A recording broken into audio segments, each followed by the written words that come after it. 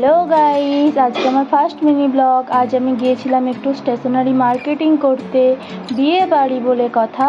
চলো দেখা যাক কি কি কিনলাম।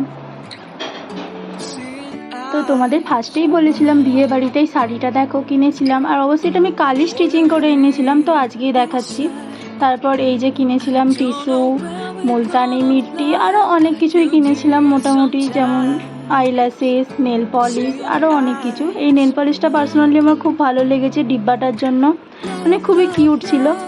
তারপরে এই লিপস্টিকটা, এর শেডটা এতটা সুন্দর, পার্সোনালি আমার তো খুবই পছন্দ হয়েছে। তোমাদেরও কেমন লাগলো জানিও।